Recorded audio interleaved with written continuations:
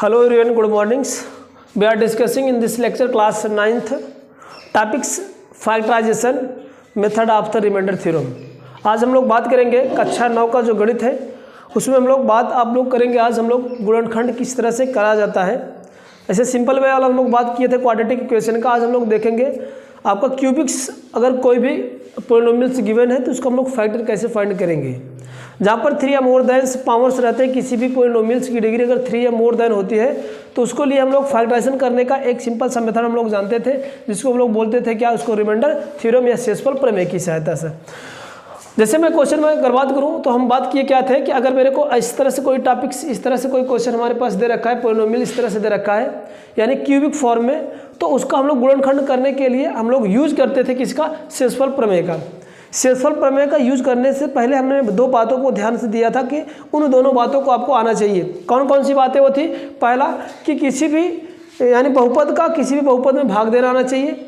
दूसरी बात, किसी भी बहुपद का दिए गए x के वैल्यू पर उसका मान निकालना आना चाहिए, है ना। जैसे हम लोग निकाले थे P1 पे, यानी अगर कोई पॉलिनोमियल P ऑफ x बराबर दे रखा है तो अगर पूछे x बराबर 0 पर क्या इसका मान होगा, x बराबर 1 पर क्या मान होगा, तो ये दोनों टॉपिक्स आपको आना चाहिए, जो कि इसके पहले ही एक्सरसाइज में बताया गया है और आप लोगों को सिखाया भी गया है। अगर ये दोनों आपको टॉपिक्स प्रॉपर आ रहा है तो मैं समझता हूँ इसको आपको इस तरह से गुणनखंड को करने में किसी भी प्रकार की समस्या नहीं होनी चाहिए। यदि ये दोनों में अगर कहीं ना कहीं आपको प्रॉब्लम हो रही है तो पक्की बात है इसको करने में समस्या 100% होने वाली है। तो सबसे पहले इन दोनों को हमें क्या करना है, सीखना है, और सीखे भी हैं तो उसको प्रॉपरली हम लोग क्या कर ले, समझ लेना चाहिए।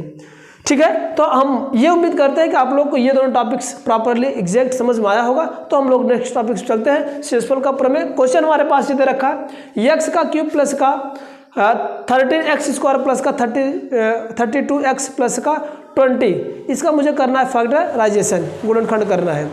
तो इसका गुणनखंड करने के लिए मैंने क्या बताया, सबसे पहले जो यूज होगा वो हम लोग यूज क्या करेंगे, किसी भी दिए गए पॉलिनोमियल पे सबसे पहले इसको चेक करेंगे किस x पर, यानी x की इस मान के लिए इस पॉलिनोमियल की वैल्यू 0 हो रही है। मैंने कल डिस्कशन ये किया था कि अगर कोई पॉलिनोमियल की सारे साइन सेम हो, मतलब जितने भी इसमें टर्म है सभी टर्मों का अगर चिन्ह सेम हो, यानी एक ही चिन्ह हो, तो उस केस में हमेशा जो भी वैल्यू पुटअप किया जाएगा वो माइनस के केस में पुटअप किया जाएगा, यानी -1 -2 -3। रीजन भी हम लोग बात किए थे क्यों ऐसा हो रहा है, क्योंकि हमें इसको 0 बनाना है। एक साइन से तो 0 कभी होने वाला नहीं है, जब तक दोनों साइन नहीं रहेंगे, कुछ जुड़ेगा कुछ घटेगा तभी 0 हो सकता, अदरवाइज 0 होने का कोई चांस नहीं बनता था। तो उस केस में इसलिए हम लोग यहाँ पर हमेशा जो भी वैल्यू पुटअप करेंगे x की वैल्यू वो माइनस में चेकआउट करेंगे, चाहे -1 हो, -2 हो, -3 हो, इस तरह से चेकआउट करेंगे। चेकआउट करने के बाद हम ये पता पाएंगे किस वाले वैल्यू से 0 हो रहा है। जिस वाले वैल्यू से 0 होगा उसको हम ये कह पाते हैं कि हाँ इसका ये एक फैक्टराइजेशन होगा, यानी एक फैक्टर बनेगा। कैसे, हम लोग देखते हैं। ये जो हमारे पास क्वेश्चन है इसको हम लोग बोलते हैं क्या, ये एक मेरे को x का वेरिएबल में टर्म में दे रखा है, तो एक मेरे पास पॉलिनोमियल है P of x equal to x का क्यूब प्लस का 13x² प्लस का 32 प्लस का 20, इस प्रकार से एक फॉर्मेट है। अब हमें चेकआउट करना किस पे वैल्यू, ये x का किस वैल्यू पे वैल्यू 0 होगा। हमें कुछ भी नहीं पता, कोई भी मुझे आइडिया नहीं मालूम है कहाँ ये वैल्यू मैं रख दूँ कि 0 हो जाए, मेरे कुछ भी नहीं पता है। तो इसके केस में हम लोग करते क्या, सेल्फ से अपनी खोपड़ी से छोटी छोटी वैल्यू हम लोग रखेंगे, जिससे हमें कैलकुलेशन करने में भी आसान हो जाए और वैल्यू भी मिल सके 0 केस में। तो हम ऐसी बड़ी सी वैल्यू नहीं उठाएंगे। एक तो रीजन पक्का चल गया, माइनस वाली क्वांटिटी रखना है, तो पहले हम लोग लिखेंगे क्या, यहाँ पर रखेंगे, इसमें पुट करेंगे x इक्वल टू क्या, -1। सबसे छोटी क्वांटिटी -1 ही होती है, मैं समझ रहा हूँ, निगेटिव के केस में -1। अच्छा, अगर ये -x के स्थान पर माइनस जैसे 1 रखेंगे तो मेरे पास ये इसकी पॉलिनोमियल की वैल्यू देखो क्या, -1 पे x की वैल्यू के -1 के लिए क्या पॉलिनोमियल 0 हो रहा है कि नहीं 0 है। तो इसको चेक करने के लिए मैंने बताया ये आपका यही है कि बहुपद तो P का मान, a मतलब वही वैल्यू जो रखोगे 1 2 3 4 -1 2 3 कुछ भी। अब यहाँ पर रखेंगे, जहाँ जहाँ पर x है वहाँ पर -1 रख दो, केवल x के स्थान पे आप -1 रख दो, कोई दिक्कत नहीं है। आपको जो वैल्यू आएगा उसको कैलकुलेट करना है, -1 रख दिया और ये 20 रखा, ठीक है। इसको सॉल्व करना मैंने कल ही बताया था। अगर कोई नंबर नेगेटिव है, अगर उसका पावर ऑड नंबर में तो वैल्यू नेगेटिव आने वाली है, और वैसे भी एक का हजारों बार गुणा कर लो तो वैल्यू उसको चेंज होने वाली नहीं, एक ही आएगा। बस केवल प्लस और माइनस कन्वर्ट होगा, वो भी पावर के आधार पे। तो यहाँ पर पावर इसका विषम है तो वैल्यू क्या आने वाली है, माइनस का 1, यानी माइनस में आएगी। ये पॉजिटिव, इसका वैल्यू आपका मतलब ऑड इवन है तो वैल्यू हमेशा पॉजिटिव आएगी, यानी माइनस का स्क्वायर करोगे तो 1 आ जाएगा, 13 में गुणा करोगे तो 13 कहीं का 13 हो जाएगा। इसका इसमें गुणा कर दोगे तो माइनस क्या हो जाएगा, 30 का 2 हो जाएगा, प्लस का 20 होगा। आप लोग सिंप्लीफिकेशन पढ़े होंगे। सिंप्लीफिकेशन बात यह किया जाता है सेम साइन एक साथ जुड़ता है और इसके बाद अपोजिट साइन क्या होता है, घटते हैं। तो इसमें दो सेम साइन है, एक ये माइनस के केस में और एक ये माइनस केस में, एक ये दोनों अलग अलग केस में, ये दो पॉजिटिव और ये दो नेगेटिव। नेगेटिव वाला एक साथ जोड़ेंगे, पॉजिटिव वाला एक साथ जोड़ेंगे। 32 में जैसे एक जोड़ेंगे तो यहाँ पर माइनस के साथ जो साइन रहेगा वो साइन लग के आएगा, माइनस का 32 हो जाएगा। दूसरा प्लस का 13 और प्लस का 20 को जोड़ेंगे तो ये प्लस का कितना आ जाएगा, 30 का सॉरी ये 32 में एक जोड़ेंगे 33 हो जाएगा। ये क्या हो जाएगा, ये भी 33 हो जाएगा। अब यहाँ से आप लोग देख रहे हो opposite sign same number, opposite sign same number, तो हमेशा वैल्यू क्या हो जाएगी, घट के 0 आ जाएगी। किस पे आई, x बराबर माइनस का 1 पे। किस पे आई, x बराबर माइनस, मुझे यही खोजना भी था। जैसे ये मेरे को पता चल गया, हम ये कह पाएंगे कि x is equal to minus का 1 या दिस इम्प्लाइज दैट, इसको रिमूव कर लो तो यानी x, ये माइनस इधर आएगा क्या हो जाएगा, +1 बनेगा। x + 1 एक गुणनखंड है, क्या भैया, एक इसका फैक्टर है, एक गुणनखंड है। बिल्कुल ध्यान से समझना, हर एक बात समझ में आएगी, बट आप लोग को ध्यान से देखना है। x + 1 एक इसका गुणनखंड है।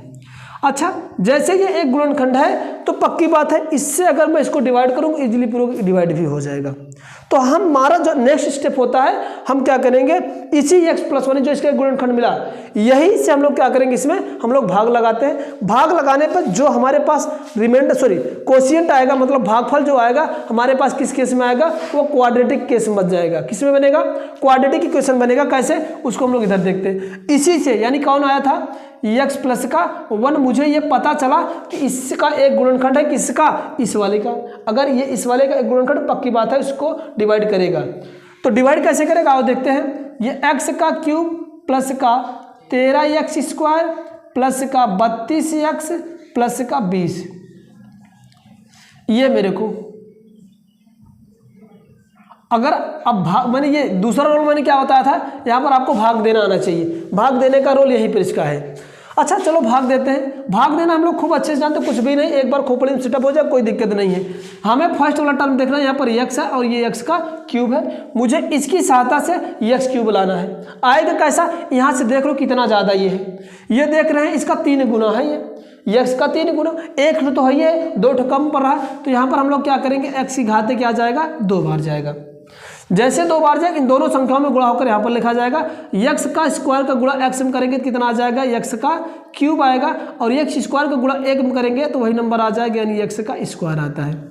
भाग देने के बाद आप लोग बचपन से ही पढ़ते चले आए हो, भाग देने के बाद संख्या हमेशा घटती है। तो घटने का मतलब क्या है कि नीचे वाली संख्या क्या हो जाएगी, इसका साइन अपोजिट हो जाएगा। तो ये प्लस था तो माइनस हो गया, ये भी प्लस हो गया तो माइनस हो गया। अब उसका पहले वाले साइन से हमें मतलब नहीं रह गया, अभी जो हम लोग मिला वो साइन इसका कहला जाएगा, है ना। लिखने का मैं केवल आपको समझा रहा हूँ, आप लोग जब क्वेश्चन करोगे तो आपको ये शो नहीं करोगे, आप समझते रहोगे कहाँ ये घटता है। अब ये आपका प्लस और ये माइनस सेम नंबर, इसका कोफिशिएंट 1 1 में से गया 0, तो आगे पहला 0। दूसरा हमारे पास ये प्लस का 13 है, दूसरा का माइनस का 1 है, तो 13 में से अगर 1 घटाएंगे तो आ जाए कितना, धन का 12, क्योंकि प्लस वाली नंबर बड़ी है, तो यानी 12 का x² आ जाएगा। बगल वाला टर्म उतार लो, हम उतार पाते हैं यहाँ पर 32x। अब हमें ये लाना है कि इसमें क्या गुणा कर दूँ, x में क्या गुणा कर दूँ कि 12x² आ जाए। पहले तो बात यहाँ पर 12 मुझे लाना है, तो कोई और तो नंबर बचा नहीं है, तो हम लोग 12 बार लेके जाएंगे। पहला तो नंबर यहाँ पर 12 आ गया। अब x भी लाना है, एक x है, 2 x चाहिए, एक ठो x भी यहाँ पर ले लेते हैं। अब इसका इन दोनों में गुणा करके यहाँ पर लिखो, 12 का गुणा करेंगे x में तो 12x का स्क्वायर आ जाएगा, फिर 12x का गुणा 1 में करेंगे तो आ जाएगा कितना, ये 12x आ जाएगा। भाग भी सीख रहे हो, यहाँ पर साइन कन्वर्ट हो जाएगा, अपोजिट साइन। 12 में से 12 गए 0, 32 में से 12 को घटाएंगे तो आ जाएगा मेरे हिसाब से 20, क्या बोलते हो। और इसके बाद ये प्लस का 20 बचा था, उसको उतार लिया। अब मुझे 20 लेके जाना, x तो है ये, 20 लाना है, तो 20 हम लोग क्या करेंगे, यहाँ पर भाग देंगे, 20 बार जाएगा, 20 इसमें दोनों को गुणा करोगे तो ये 20x आएगा, और यहाँ पर क्या आ जाएगा, 20 का 20, ये दोनों माइनस हो जाएंगे, ये भी चल जाएगा, ये भी चल जाएगा, आ जाएगा रिमाइंडर 0। मैंने बताया था कि आप कल वाले वीडियो में अगर आप लोग का जो ये वैल्यू आपको मिला है x बराबर -1 पे अगर वैल्यू 0 रही होगी तो पक्की बात है उससे हम लोग अगर इसमें भाग देंगे तो रिमाइंडर हमेशा 0 हो जाएगा। क्या जाता है? 0 हो जाता है। जैसे ये पता चला, मैंने कल बताया था एक आपको भागो जोगो वाला मेथड बताया था कि हम लोग क्या जानते हैं कि जो कोएफिशिएंट होता है, जो डिवाइडेंट होता है, वो कोएफिशिएंट इनटू डिवाइजर प्लस का रिमाइंडर होता था। यानी जो भाज्य होता था भाजक गुणे भागफल धन का शेषफल होता था। हम लोग ये जानते हैं, वही कंसेप्ट यहाँ पर भी लगाना है। तो हम लोग लिख दे रहे हैं भाज्य। भाज्य किसको कहते हैं? भाज्य आप लोग जानते हैं, ये बीच वाला टर्म जो है इसको हम लोग क्या बोलते हैं? ये भाज्य होता है, इसको हम लोग भाजक बोलते हैं। और ये ऊपर जो वैल्यू आया इसको क्या बोलते हैं हम लोग? भागफल बोलते हैं। ये तो वैल्यू आप लोग को पता ही नहीं चाहिए। और ये 0 रिमाइंडर है। तो भाज्य बराबर क्या होता है आपका? भागफल गुणे का भाजक धन का शेषफल। धन का शेषफल मतलब रिमाइंडर वही, ठीक है। अब इसी पर रखते, भाज्य हमारे पास क्या था? ये पॉलिनोमियल था, कौन सा? x का क्यूब प्लस का 13 x का स्क्वायर प्लस का 32 x प्लस का 20। इसकी जो वैल्यू आया मैंने इसको 2 फैक्टर बनाया। मेरे को भाजक क्या आया था? x प्लस का 1 आया था। बोलो हाँ या ना? x प्लस का 1 इंटू भाजक यानी भाग मतलब ये भागफल क्या आया हमारे पास? x स्क्वायर प्लस का 12x धन का 20 और रिमाइंडर 0 है तो उसको कोई दिक्कत नहीं, +0 करो या ना करो, ठीक है। अभी मैंने इसका फैक्टर यानी इसको मैंने किया इस तरह से 2 रूप में मैंने बना लिया। इसको भी तोड़ना क्योंकि क्वाड्रेटिक फॉर्मेट में आ गया, इसको कर सकते हो आप लोग, ऐसा कोई बात नहीं है। बस इसी को फैक्टर करके वैल्यू निकाल पाओगे आप लोग इजीली प्रकार से। चलो कैसे निकालेंगे? इसकी वैल्यू मैं यहाँ पर कहीं पर निकाल देता हूँ, यहाँ पर निकाल देता हूँ इसकी वैल्यू। केवल और केवल क्या करना है? x स्क्वायर प्लस का 12x प्लस का 20 को मुझे फैक्टर करना है। और फैक्टर करना आप लोग बहुत प्रॉपरली वे में सीखे थे। मैंने क्या बताया था? इसका इन दोनों में गुणा करना, मतलब इसका मतलब ऐसा कुछ भी नहीं, यानी x स्क्वायर का कोफिशिएंट, x स्क्वायर का कोफिशिएंट और पूरा यह x स्क्वायर वाला टर्म जो है वो और कांस्टेंट वाला टर्म को हम लोग मल्टीप्लिकेशन करेंगे। मल्टीप्लिकेशन करने पर जो वैल्यू आएगा और यहाँ पर 20 का गुणा x स्क्वायर में करेंगे तो 20x का स्क्वायर आएगा। इसको मुझे 2 पार्ट बनाना है। 2 पार्ट ऐसे बनाना कि जोड़ने पर कितना आ जाए? 12 आ जाए। तो हम लोग इजीली लोग बना पाएंगे 10 दूनी का 20 और 10 2 12 हो पाएगा। तो यहाँ पर हम एक 10x और दूसरा हम लोग कितना का 2x का फैक्टर बनाएंगे। इस 12 के स्थान पर ये दोनों वैल्यू रखेंगे। x स्क्वायर प्लस का 10x प्लस का 2x प्लस का 20 होगा। जैसे 4 टर्म डिवाइड हुआ इसमें हम लोग क्या करते हैं? मैक्सिमम 2 टर्म में हम लोग मैक्सिमम टर्म कॉमन लेंगे। इसमें हमारे पास x कॉमन होगा, x कॉमन होगा तो बचे कितना? x धन का 10 बचेगा। और दूसरे हमारे पास क्या कॉमन दिख रहा है? 2 कॉमन दिखेगा तो x प्लस का 10 बचेगा। अगेन हम लोग क्या करते हैं? ये अगेन हम लोग यहाँ से इसको यहाँ पर कर लेते हैं। यहाँ पर दिख नहीं रहा शायद, इसको हम लोग यहाँ पर कर लेंगे, मार्कर चेंज करके लिखेंगे जिससे आपको आसान हो।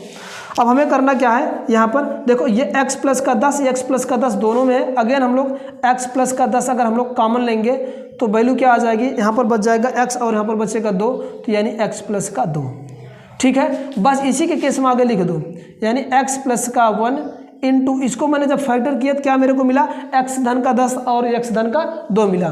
तो ये क्या हो जाएगा? x धन का चाहे 2 आगे पीछे कर लो कोई दिक्कत नहीं, तो 2 और x प्लस का ये 10 आ जाएगा। ये इसका क्या होगा? इस वाले दिए गए पोलिनोमियल का फैक्टर होगा, ठीक है। ये गुणनखंड इस तरह से किया जाता है। इसमें ओवरऑल रिमाइंडर थ्योरम में आपको 3-4 स्टेप को ध्यान देना है कि पहला हमें वैल्यू निकालना आना चाहिए, दूसरा हमारे पास भाग देना आना चाहिए, इसके बाद तीसरा तो आपको जानना ही है कि किसी भी द्विघात समीकरण का गुणनखंड करना हमें प्रॉपरली आना चाहिए। तब जाके आप किसी भी दिए गए शेषफल प्रमेय का यूज करके किसी भी पोलिनोमियल का क्वाड्रेटिक हो आपका क्यूबिक हो या 4th वाला रूट हो तब उसका आप लोग आसान से पूर्वक हम लोग क्या कर पाएंगे? गुणनखंड कर पाएंगे। फिर आवश्यकता हो तो आप लोग 4th घात वाला आप लोग सीख सकते हो, उसके लिए भी कंसेप्ट में बताऊंगा, बट आप लोग के सिलेबस में केवल यहाँ तक ही है, ठीक है। उम्मीद है कि आप लोग को बातें समझ में आएंगे। नोट कर लीजिए।